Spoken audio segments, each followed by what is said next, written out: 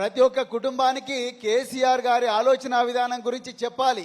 మరి కేసీఆర్ గారి ఆలోచన విధానం అంటే అది మూడవ ప్రశ్న.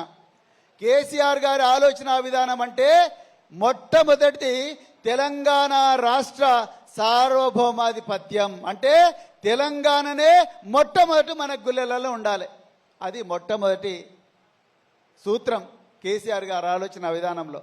ఇక రెండవది, మనం చేసే ఏ అభివృద్ధి కార్యక్రమమైనా ఏ వర్గానికి చెందిన ఏ వ్యక్తి కూడా వెనకబడకూడదు.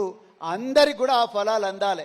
అది మహిళలు కావచ్చు, రైతులు కావచ్చు, పారిశుద్ధ్య కార్మికులు కావచ్చు, విద్యార్థులు కావచ్చు, నిరుద్యోగులు కావచ్చు, పుట్టబోయే పిల్లలు కూడా కావచ్చు. ఎవరైనా కూడా మరి కేసీఆర్ గారు రూపొందించిన, బీఆర్ఎస్ పార్టీ రూపొందించిన కార్యక్రమాల వల్ల లబ్ధి పొందిన వాళ్ళే. అది రెండవ సూత్రం. ఇక మూడవ సూత్రం, తెలంగాణ సంస్కృతిని కాపాడుకోవాలి. తెలంగాణ సంస్కృతిని కాపాడుకుంటూనే ఆధునికంగా తెలంగాణను పరిపాలించాలి. ఒకవైపు బతుకమ్మ పండుగ నడుస్తుంటది, ఒకవైపు బోనాలు నడుస్తూ ఉంటది, మరొక వైపు హైటెక్ సిటీలో ఆర్టిఫిషియల్ ఇంటెలిజెన్స్ మీద కూడా ప్రయోగాలు జరుగుతూ ఉంటాయి. అది మూడవ సూత్రం. ప్రపంచ పటంలో మనం ఉండాలి. దేశంలో మనమే అందరికన్నా బాగా పరిపాలించాలి, అందరికన్నా బాగా మరి అభివృద్ధి చేయాలనేది మూడవ సూత్రం. ఇంకా చివరిది చాలా ముఖ్యమైనది, ఇంటిగ్రిటీ, నిజాయితీ. తెలంగాణలో ఉండే భారత రాష్ట్ర సమితి కార్యకర్తలకు ఉండాల్సిన మరి ముఖ్యమైన లక్షణం ఏంటంటే నిజాయితీగా ఉండాలి. ప్రజలకు వచ్చిన ప్రతి సమస్యను కూడా నిజాయితీగా పరిష్కరించాలి అన్నది మరి నాలుగవ సూత్రం. ఈ నాలుగు మనం సభ్యత్వ నమోదప్పుడు తప్పనిసరిగా అమరవీరుల త్యాగాల గురించి, కేసీఆర్ గారి పోరాటం గురించి, మీ వేదికగా జరిగిన విద్యార్థుల మరి ఇక్కడున్న యువకులందరి పోరాటాల గురించి, కవుల గురించి, కళాకారుల గురించి, మేధావుల గురించి, వాళ్ళ త్యాగాల గురించి చెప్పాల్సిన బాధ్యత ప్రతి బీఆర్ఎస్ సభ్యత్వ నమోదు పోయే నాయకుల మీద ఉంటుంది. ఇక మూడవది, తెలంగాణ అస్తిత్వం మీద కుట్ర జరుగుతూ ఉన్నది. దయచేసి ఒళ్ళంతా కళ్ళు పెట్టుకొని అప్రమత్తంగా ఉండండి. ఇదేదో కాకతాళీయంగా ఏదో పవన్ కళ్యాణ్ వచ్చి మాట్లాడిండనో, లేకపోతే చంద్రబాబు నాయుడు వచ్చి మాట్లాడిండనో, లేకపోతే ఇంకెవడో టీవీ వాడేదో న్యూస్ చేసిండనో మాత్రమే కాదు.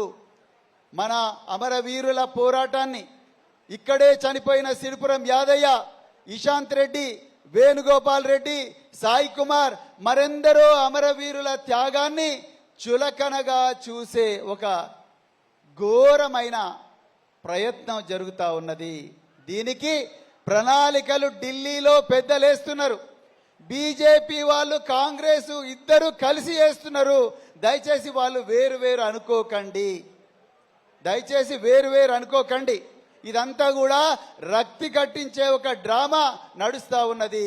తెలంగాణ అమరవీరుల త్యాగాలను చులకన చేసి, కేసీఆర్ గారి పోరాటాన్ని చులకన చేసి, 10 సంవత్సరాల్లో కేసీఆర్ గారు ఎంత గొప్పగా తెలంగాణను తయారు చేశారు, ఆ తెలంగాణ ఏదైతే అభివృద్ధి ఉన్నదో దాన్ని చులకన చేసే ప్రయత్నం ఇవాళ ఆంధ్ర ప్రాంతం నుంచి వచ్చిన నాయకులు ఇవాళ చేస్తూ ఉన్నారు. దయచేసి మరి ముఖ్యంగా జిహెచ్ఎంసీకి చెందిన మరి కార్యకర్తలు, నాయకులందరూ గుర్తుపెట్టుకోవాలి.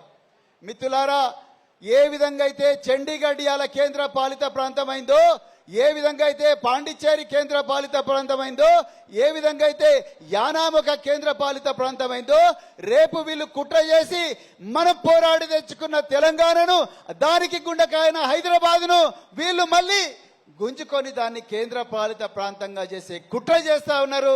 దయచేసి ఇదందరూ కూడా ప్రజలలో పోయి చెప్పాల్సిన అవసరం ఉన్నది. ఇలా మేము అడుగుతా ఉన్నాం, ఇలా తెలంగాణ పోరాటం ఎందుకు జరిగింది? ఇదే తెలంగాణ మరి ఉస్మానియా యూనివర్సిటీలో, ఇదే తార్నాక చౌరస్తాలో, ఇదే సీతాఫల్ మండి చౌరస్తాలో, ఇదే ఈ సిఫెల్ యూనివర్సిటీలో విద్యార్థులందరూ కూడా పోరాటం చేసింది ఎవరికి వ్యతిరేకంగా?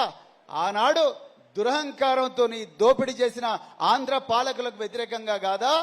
మరి అలా వాళ్ళే వచ్చి మళ్ళీ మన దగ్గర సెక్రటరియట్లో కూర్చొని మళ్ళీ మేము పాలన చేస్తామంటే ఎట్లా ఒప్పుకుంటారు? 200 సంవత్సరాలు ఈ భారతదేశాన్ని పరిపాలించిన బ్రిటిష్ పాలకులు వాళ్ళు వచ్చి మేమిక్కడ మరి పార్టీ పెట్టుకొని మేము కూడా ఇక్కడ రాజకీయం చేస్తామంటే భారతీయులు ఒప్పుకుంటారా? ఒప్పుకోరు. అందుకొరకే మనం కూడా అక్కడి నుంచి వచ్చి ఇక్కడ రాజకీయం చేస్తేనే వాడి దోపిడీ ఏదైతుందో, దురహంకారం ఏదైతుందో వాళ్ళ మాటలు కూడా మనం ఒప్పుకోకూడదని చెప్తూ మరొక్కసారి మీరందరూ కూడా జాగ్రత్తగా ఉండాలి, అప్రమత్తంగా ఉండాలి. ప్రతి క్షణం కూడా ఇలాంటి దుర్మార్గులు, ఇలాంటి కుట్రలను పసిగడుతూ వీటికి వ్యతిరేకంగా మనం పోరాడాల్సిన అవసరం ఉందని చెప్తూ మరొక్కసారి గౌరవనీయులు తెలంగాణ తొలి ముఖ్యమంత్రి, అదేవిధంగా తెలంగాణ అభివృద్ధి ప్రదాత కేసీఆర్ గారిని మళ్ళీ ముఖ్యమంత్రి గారిని చేసేదాకా మనం నిద్రపోకూడదని చెప్తూ మరొక్కసారి చక్కటి అవకాశం నాకు ఇచ్చిన సికింద్రాబాద్ నియోజకవర్గ నాయకులందరూ కూడా హృదయపూర్వక ధన్యవాదాలు చెప్తూ జై తెలంగాణ, జై కేసీఆర్, జై కేటీఆర్.